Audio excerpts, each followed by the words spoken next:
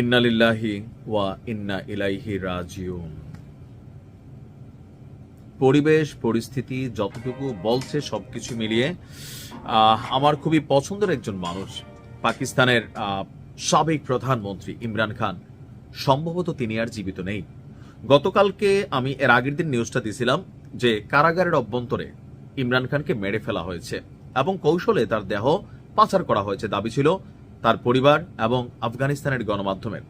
এরপরই কালকে আমি আরেকটা নিউজ দিয়েছিলাম, যেটা আমাদের মিডিয়াতেও আসছে, যে জেলের বা কারাগারের অভ্যন্তরে রাওয়ালপিন্ডির যে আদিয়ালা কারাগার আছে সেখানে তিনি বাইচা আছেন, ভালো আছেন, এমনকি পাকিস্তানের প্রতিরক্ষা মন্ত্রী কথাগুলো বলছেন। আমি ওই ভিডিওতে বলছিলাম যে আসলে এটার এগেনস্টে কোনো ডকুমেন্ট আছে কিনা। আজকে ইমরান খানের ছেলের বক্তব্য শুনে যেটা মনে হয়েছে, বা সার্বিকভাবে যেটা মনে হচ্ছে, ইমরান খান যে বেঁচে আছেন, বেঁচে থাকার কোনো অস্তিত্ব বা প্রমাণ নেই। তার মানে ঘটনা যেটা ঘটছে, রটনা যেটা রটছে, এটার মধ্যে সত্যিতা চলে আসতেছে। আমরা জানি না তিনি কোথায় আছেন। এখন দেখেন, এত বড় একজন মানুষ, ওনার সাথে ওনার বোনদেরকে দেখা করতে দেওয়া হচ্ছে না, ওনার ছেলে তাকে দেখা করতে দেওয়া হচ্ছে না, ওনার স্ত্রী তারা দেখা পাচ্ছে না, দলের নেতাকর্মী তারা দেখা পাচ্ছে না। সর্বশেষ তিনি কেমন আছেন কারাগারের অভ্যন্তরে? কারাগার সরকারের কন্ট্রোলে থাকে, প্রশাসন সরকারের কন্ট্রোলে থাকে।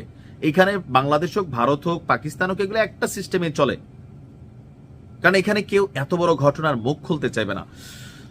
গতকালকে থেকে আলোচনায় যে ইমরান খানের ছেলে কাশিম খান, তিনি এই দাবি করেছেন যে তার বাবাকে শেষ করে দেওয়া হয়েছে। এটা 100%। কিভাবে?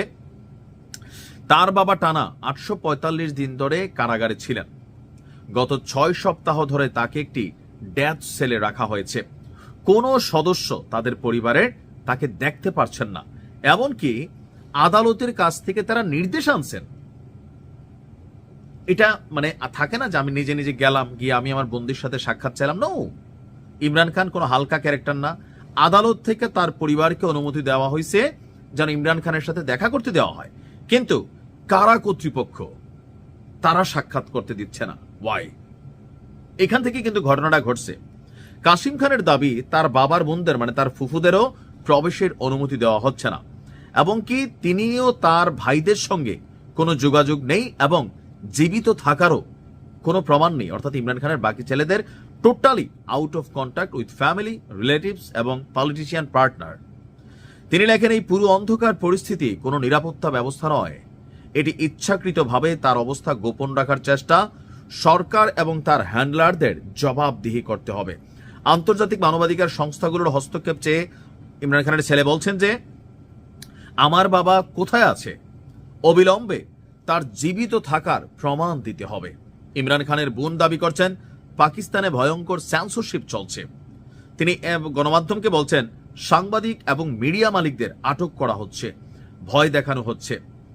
পাকিস্তানে সেন্সরশিপ এতটাই কঠোর যে মিডিয়ার মানুষদের ধরে নিয়ে যায়, তাদের এত চাপ দেওয়া হয় যে ছাড়া পাওয়ার পর তারা আর কিছু বলতে পারে না। এই পরিস্থিতিগুলো মনে হয় আমাদের এশিয়ার মধ্যে খুবই কমন, লাইক সিঙ্গাপুর বাদ দিলে। মিডিয়াকে সরকার কন্ট্রোল করে, সোশ্যাল মিডিয়াকেও করে। গুগলের কাছে গোপনে গোপনে রিচ কমায় দেওয়ার জন্য বলা হয়, ইউটিউব ফেসবুকে কন্টেন্ট সরিয়ে দেওয়ার জন্য বলা হয়, যেগুলো সরকারের বিপরীতে যাচ্ছে। এখন ইমরান খানের মতন একজন মানুষ, তিনি জীবিত না মৃত এটা বোঝা যাচ্ছে না 1.5 মাস যাবত। তার মানে কিছু একটা হয়তো ওনার সাথে ঘটছে। আল্লাহ ওনাকে হেফাজত করুক, ওনাদেরকে অন্তর থেকে দোয়া, কারণ তিনি একজন ভালো মানুষ, ভালো ক্রিকেটার, আর বাংলাদেশের জন্য তার একটা পজিটিভ চিন্তা ছিল। আসসালামু আলাইকুম।